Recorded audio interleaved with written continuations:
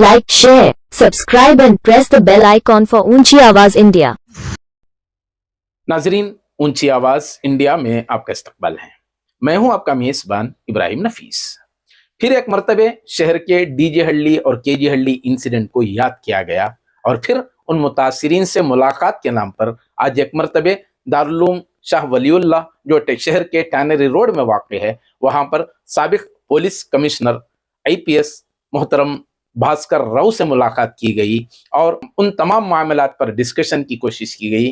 उन मुतासिरीन का क्या कहना है और भास्कर राव ने क्या मशवरा दिया और उन जिम्मेदारों से भी बातचीत की कुछ कड़ियां बाकी हैं जो अगले एपिसोड में हम लोग पेश करेंगे। चलिए जानते हैं मोहतरम भास्कर राव ने क्या कहा और उन मुतासिरीन का क्या कहना है, इस सिलसिले में क्या पेशरफ्त हो सकती है, जानते हैं इस खुसूसी रिपोर्ट में। आज मुझे टैनरी रोड आने का मौका मिला और यहाँ पर शाह वलीउल्लाह मदरसा में बहुत सारे लोग इधर जमे थे। इस जगह के तमाम हजरत इधर आए थे और यहाँ की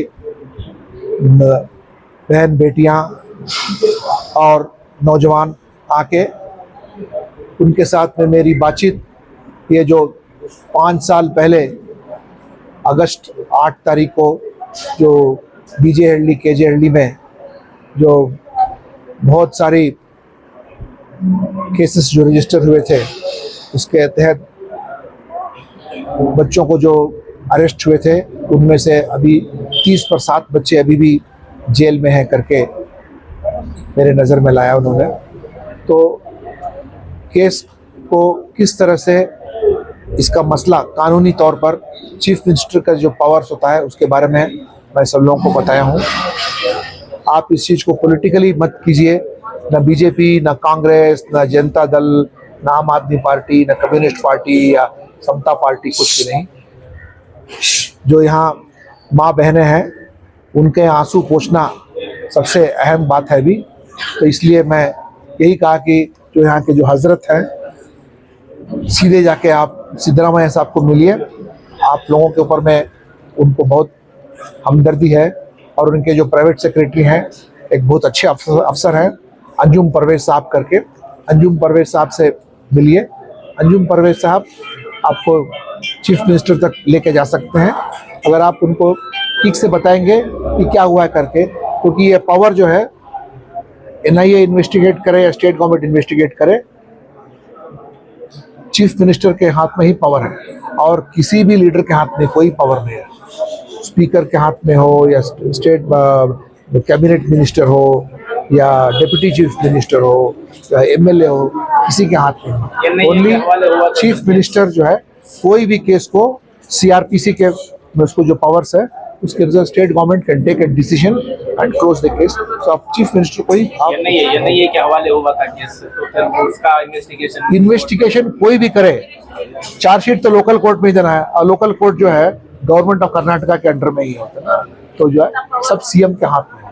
तो यही एक रास्ता है, नहीं तो 30% जो है जमकर एक एक केस में एक एक बच्चे के ऊपर में क्या इल्जाम है उसके बारे में हम कोर्ट में ये फाइट कर सकते हैं। मजबूरी की हालत में कई बच्चे ऐसे हैं, कई लोग ऐसे हैं जो एक्सेप्ट कर रहे हैं, जुर्म नहीं किए हैं इसके बावजूद एक्सेप्ट कर रहे हैं। तो उसमें भी एक रास्ता क्या है ना कि अगर मान लीजिए कबूल कर लिया उन्होंने तो आपको पेरोल मिलेगा, अगर आपको थोड़ा बाहर आने का मौका वगैरह मिल सकता है, लेकिन आप अपने वकील को पूछ के कीजिए। लेकिन मैं वहां तक जाने के लिए नहीं कह रहा हूँ, मैं कबूल करने के लिए नहीं कह रहा हूँ, मैं तो कह रहा हूँ कि CM के पास जाइए और इस केस को वापस लेने का उनके हाथ में जो पावर्स है उसको आप यूज कीजिए।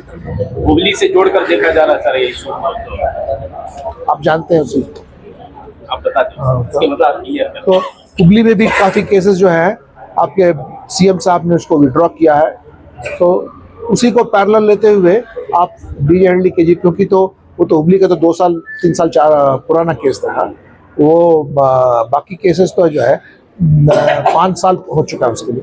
तो आप चीफ मिनिस्टर को ही पूरा पावर है, जो करना है वही कर सकते हैं और कोई नहीं कर सकता। हाथ टूट को है इस आदमी कैसा काम कर सकता, क्या उतनी समझ न को इंसानियत से ना बैठे जज भी क्या कर डाल रहा है। किसी के घर में मौता हो रहा है, देखो ऑपरेशन ना हो, कोई एक्सीडेंट होकर है, कौन सा इंसानियत दिखा रहा है? कौन भी इंसानियत दिखा रहा नहीं है। अब उनकी हालत ऐसी है, माँ नहीं है, बाप नहीं है, कौन भी नहीं है, ना तो भान है ना तो भाई है। उनके रोशों को भेजो को पड़े तो भेज रही नहीं, एक जगह खड़ने की हालत नहीं है। ऐसे आदमियों को रखने को कैसा बोलो इतने पेशेंट ही जेल में, इतने पेशेंट ही, उतने पेशेंट हम कभी भेजो कर पड़े तो नहीं भेजते। ऐसे उनके घर वाले को रखने को क्या करना से बोलो। अब हमें हमारे फैमिली वाले को देखेंगे, अब देखो उनके हालत देखेंगे। मेरा भाई जेल में है, अब उनकी वाइफ सुनो, एक बेटा है सो, एक बेटे के सहारे वो औरत है सो, ना तो माँ है, ना तो भाई है, ना तो भान है, ना तो बाप है, कोई नहीं है। के तो ऑपरेशन हो गए, मुझे भी, इनकी दादा की भी तबीयत ठीक नहीं है, कमजोर होकर हालत की बेहालतों को है। आज तक क्या भी एक फैसला हल हुआ नहीं है मसला। हमारे घर में कौन भी मरद बना नहीं है। मेरा बच्चा 20 दिन तो की अंदर बच्ची है। है, यहाँ तक के मौत में टिक तक बच्चे को भेजे नहीं, माँ कोई खाना कर को दिया नहीं बच्चा मेरा। ऐसी हालत है हमारी घर में, कोना में किसी जाको बोली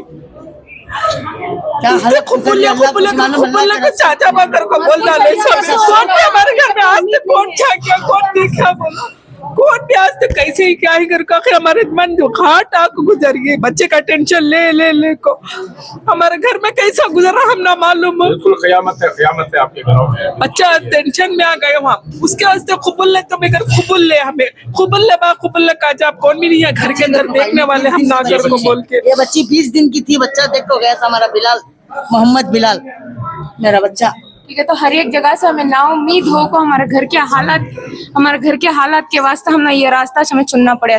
ठीक है, तो हमारा एक एक दिन एक एक पल हमारा घर में क़यामत हो रही, मतलब जो हालत हमें गुजरेंगे कौन भी नहीं जान सकते। चाहे एमएलए हो, चाहे जिम्मेदार हो, उनके घर के अगर से कौन तो भी एक एक जना भी उलमा इकराम हो, उनके घर से अगर से कौन तो भी एक एक जने भी जाको रहते, चाहे जमई हो चाहे बेटा हो, तब उनको तकलीफ महसूस होती। खाली हम ना इधर जाओ उधर जाओ, इधर जाओ उधर जाओ, ये ना उम्मीद के वास्ते हमें ये कदम हम ना उठाना पड़ा। रीजन क्या भी बता रही नहीं, फाइलिश नहीं जा रहा, यूएपीए इसमें सुप्रीम कोर्ट में अप्लाई करे, इसके कोर्ट में अप्लाई करती, यहाँ करती वहाँ करती, इतना इन्फॉर्मेशन मिल रहा है। एडवोकेट्स की तरफ से तुमने क्या ये इन्फॉर्मेशन मिल रहा, क्या भी नहीं हो रहा, ये मिल रहा सो हमें कर रही, चुपके तो नहीं बैठी, कौन चुपके बैठी है, कौन भी चुपके नहीं बैठे, हर कोई कर रहा सोच, लेकिन क्या भी तो उसका यूज तो क्या भी नहीं है। कौन भी एक इंसान बाहर आको नहीं है, ना तो एक 18 साल का लड़का आको है, ना तो एक 70 साल का बुढ़ा आको है, कौन भी नहीं आको है, सब उन्हें वहां मर रही है, हमें लोग मर रही, किसी भी इसका फर्क क्या भी पड़ने का नहीं है, किसी को भी नहीं पढ़ने का है, कोई से उलमा को भी नहीं पढ़ने का है, कोई से सीएम को भी नहीं पढ़ने का है, क्या भी नहीं पढ़ने का। 5 साल से हमें फिर रही, आज तक एक जना भी नहीं आया, ना तो घर के पास आपको पूछे, हमें जा रही उन लोगों के पास, उन लोग हमारा कौन भी क्या भी केयर कर रही नहीं। ऐसा बुलाती कामा धामा स्कूलों को बच्चों को भेजना, स्कूलों की अब कम एक दिन काम को नहीं गए तो सैलरी कट होती है, कौन देता है, हम ना कौन भी देने वाला नहीं है। जेल में हिस्सों भी देते नहीं, क्या हिंस वाले कौन भी देते नहीं, हमारा वाक़ा हमें पड़ रही सो, कौन भी तो आपको देख रहा नहीं है। देखो 1800 दिन से बच्चे पूरे जेल में हैं, मासूमीन पूरे बेगुनाह जेल में होते हुए भी उन्होंने प्लीड गिल्टी करने मजबूर हैं। घरों की हालत देखकर हमारे एक भी एमएलए जो भी हैं जिंदा नहीं, उन्होंने हमारे कौम के वास्ते एक मुस्लिम एमएलए भी जिंदा नहीं, हमारे जाना जल रही, हर दिन हमारे घरों में मातम होता है, हर खुशी में हमारे घर के आदमी नहीं रहते, हर गम में हमारे घर का इंसान नहीं रहता। हमारे दिल पर जो है हशर के दिन उन्हें एक दिन जवाब देना पड़ता है। हुकूमत के आने से पहले दावे किए गए थे, वादे किए गए थे, हमें पूरे झूठे तसल्ली ना, हमें एक दिन भी रिजवान अरशद रंदे, जमीर अहमद रंदे, किसी की भी एक दिन भी हमें मीटिंग नहीं हुई। पूरे कौम के आदमी जेल में ही, कम से कम आप लोग आकर मिलो कर को तक नहीं बोले कोई भी। हमें गए थे मिलने, खाली झूठी तसल्ली हुई हो गई। जमीर अहमद से मुलाकात हुई, सीएम इब्राहिम से मुलाकात हुई, और एसी श्रीनिवास से तो कई बार मुलाकात हुई। हर एक झूठी तसल्ली देकर भेजने वाले। उलमा इकराम से भी हमारी मुलाकात हुई, हर एक भी कोशिश कर रही बोलती, मगर हर कोशिश में नाउम्मीदी है। हर एक में रिजेक्ट ही छोड़ रहे बिल। हमें अब भी कितने दिन हमें ऐसा भटकले को फिरना। औरता देखो, बुजुर्ग ही, छोटे बच्चे ही, औरता बीवियां ही, हर एक औरत भी तड़प रहे हैं देख घर के हालात की वजह से। मेरा बच्चा खाली टैबलेट के लिए गया, मुझे कमर का प्रॉब्लम है, उसके पास उन्हें मोबाइल की दुकान में काम करता था, खाली उसका नेटवर्क 2 से 3 मोबाइल थे, घर को नेटवर्क पकड़ेगा, घर को पकड़ गए, मगर कसूरवार कुछ भी नहीं है। मेरा बच्चा एक से दूसरी बात करने वाला नहीं और मुंडी उठा को दूसरे की सब बोलने वाला नहीं, बेकसूर बच्चे को भी अंदर डाली। ये ट्रिप मिलने गएगा तो 10,000 रुपए ले लग जाना, हमने कोई देने वाला नहीं है, मगर देन दे भी न कौन की देन चीज हमना, हमें खुद हमें पकड़ ले वाखा वनवास पढ़ ले, हमें मिलने गए तो भी हमने 5,000 8,000 6,000 रुपए खर्चा होता वहां जाने के वास्ते।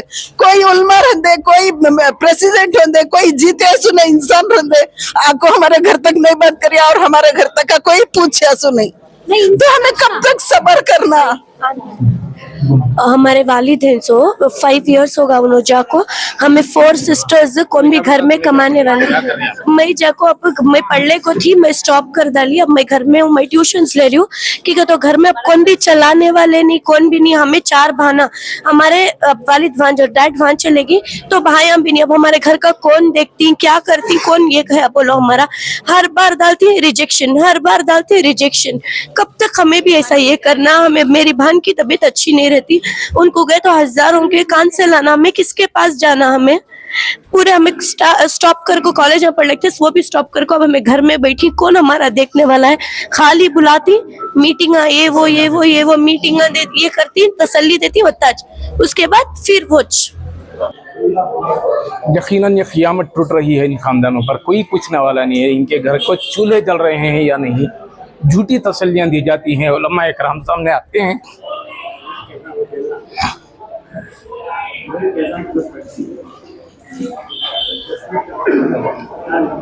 सियासी बाजीगर मैदान में उतरते हैं, बताया जाता है कुछ दिनों में इनकी रिहाई हो जाएगी। पता नहीं ये क़यामत कब इनके सरों पर से खत्म होगी। और एक नया मरहला हमारे सामने आया है। आज भास्कर रघु आए हैं और उन्होंने तसल्ली दी है कि अगला मरहला इन्हें क्या अपनाना है। देखना है कि फिर ये क़यामत एक और मरतबे इन पर टूटेगी, फिर कोई मसले का हल सामने आएगा, यह आने वाला वक्त ही बताएगा। नाजरीन, हमारी ये रिपोर्ट आपको कैसी लगी हमें ज़रूर इत्तला करें, और अभी तक आपने हमारा चैनल सब्सक्राइब नहीं किया है तो सब्सक्राइब कर लें और नीचे घंटी के बटन को दबाएं ताकि हर नोटिफिकेशन आप तक बराबर पहुंचे। शुक्रिया।